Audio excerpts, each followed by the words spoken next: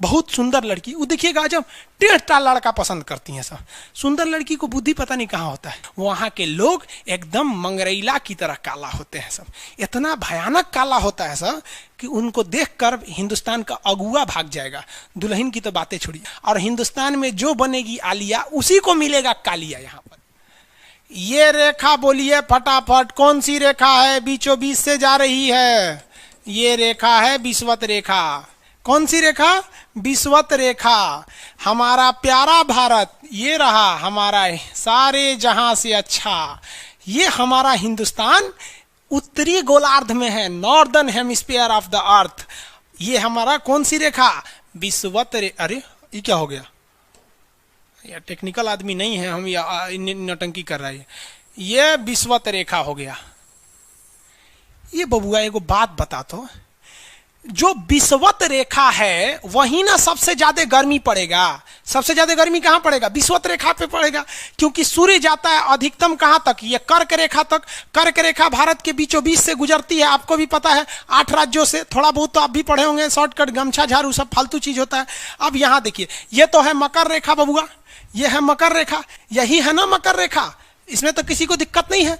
अब एक बात बताओ बाबू, ध्यान से देखो, सूर्य मकर रेखा से जाएगा कहां पर?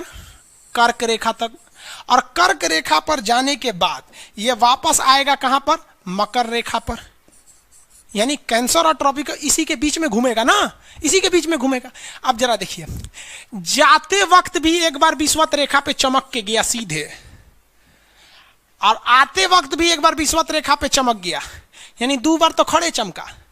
और जब सूर्य यहां पर होगा तो इधरों देख रहा होगा, इधरों देख रहा होगा, उस वक्त भी विषुवत रेखा को देख लिया। अब जब सूर्य नीचे होगा तो इधर भी देख रहा होगा, गर्मी दे रहा होगा, और इधर भी देख रहा होगा।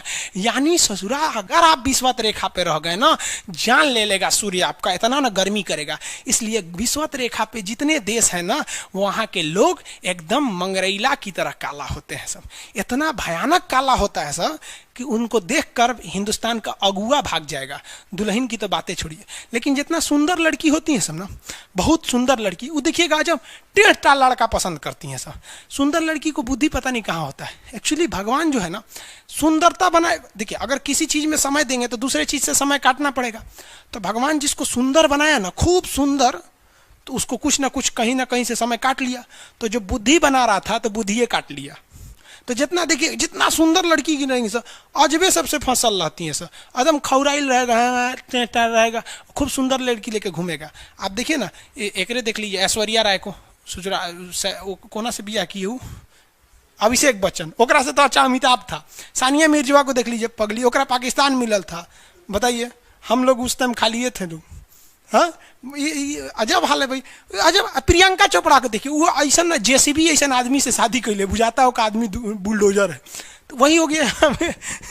तो यहाँ पे जितना मिलेगा सब ना, सब का सब मिलेगा सब काला काला, और हिंदुस्तान में जो बनेगी आलिया उसी को मिलेगा कालिया यहाँ पर। तो सबसे ज्यादा गर्मी बताओ बबुआ कहाँ पड़ेगा? विषुवत रेखा, इक्वेटर, जितना इक्वेटर का एरिया है सबसे भयानक गर्मी झेलता है। सबसे भयानक गर्मी कौन झेलेगा बबुआ? इक्वेटर वाला। अब एक बात बता बाबू ध्यान से, अगर हम इक्वेटर से दूर जाएंगे तो गर्मी पड़ेगा कि ठंडा? ठंडा पड़ेगा।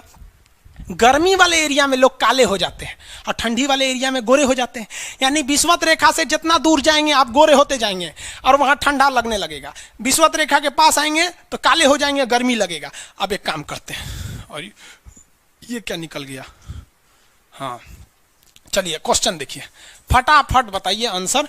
देखते हैं कितना समझदार हैं लोग, कितने इंटरेस्ट लेके पढ़ रहे हैं आप लोग। देखिए, ये हमारा हिंदुस्तान, इंडिया हमारा। चलो बबुआ, ये रेखा देखिए, कौन सी रेखा बताइए फटाफट? विषुवत रेखा। विषुवत रेखा है ना जी, पृथ्वी के बीचों बीच से जा रही है। जैसे जैसे हम इससे दूर जाएंगे ठंडा पड़ेगा, लोग गोरे हो जाएंगे।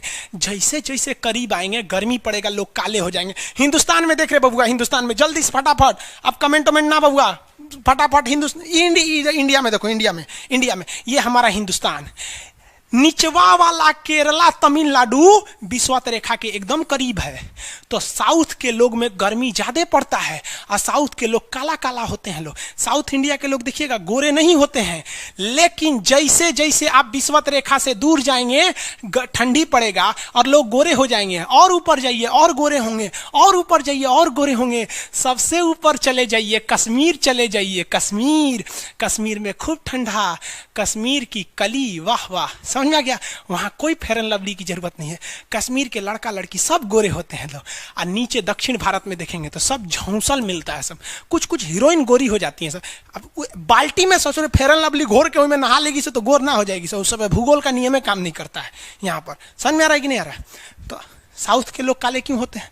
अब भैया साउथ वाले लोग बुरा नहीं मानिएगा, और काला होना बुरा क्या, हम खुद काला है, हम क्या दूसरे को बोलेंगे। हम सफेद कुर्ता पहन लेते हैं ना तो लगता है जैसे बतासा में चिमटा घुसा हुआ है। तो साउथ वाले सब काले ही होते हैं। काले से क्या दिक्कत है? हाँ, आपको फिर बताए ना, जितना काला रहता है उसको कैसा मिलती है सब। हाँ चलो ध्यान से देखो इधर।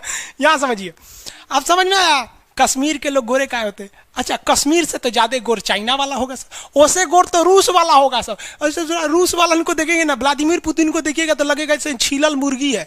अंग्रेज सबको ऐसे कर देता है सो तो खून दिखने लगता है यहाँ पे लाल लाल। समझाएगा कि नहीं? क्या भूगोल कितना इजी है ना? इजी नहीं है, बकलोल कहेंगे इजी नहीं लग रहा है इसको, सुतल है। आगे बढ़े तो जितने लोग विषुवत रेखा के करीब वाले हैं वो होंगे काले, बीवी में रहेगी गोरी। और जो ये कोई भूगोल का नियम नहीं है रे भाई, देखिए ध्यान से समझिए। अब ये तो कश्मीर वाला का मैटर समझ में आ गया आप लोग को। आगे बढ़े, एक बात बता बउआ, विषुवत रेखा के पास गर्मी पड़ेगा कि नहीं? सीधी सी बात, एक शब्द में बोलेंगे तो गर्मी पड़ेगा कि? अरे भयानक गर्मी पड़ेगा रे। जब जाएगा तब वो गर्माएगा, आएगा तब वो गर्माएगा, और नीचे रहेगा तब वो झांकेगा विषुवत रेखा, और ऊपर रहेगा तब वो झांकेगा विषुवत रेखा। सबसे ज्यादा गर्मी कहाँ पड़ेगी? विषुवत रेखा। सबसे ज्यादा गर्मी विषुवत रेखा। समझ में आ गया? तो एक चीज तो कंफर्म हो गया ये विषुवत रेखा के बाद कि भैया इसकी जो गर्मी है भयानक। और जैसे जैसे गर्मी पड़ेगा, ये जो समुंदर देख रहे हैं, समुंदर का पानी भाप बनकर ऊपर उठेगा।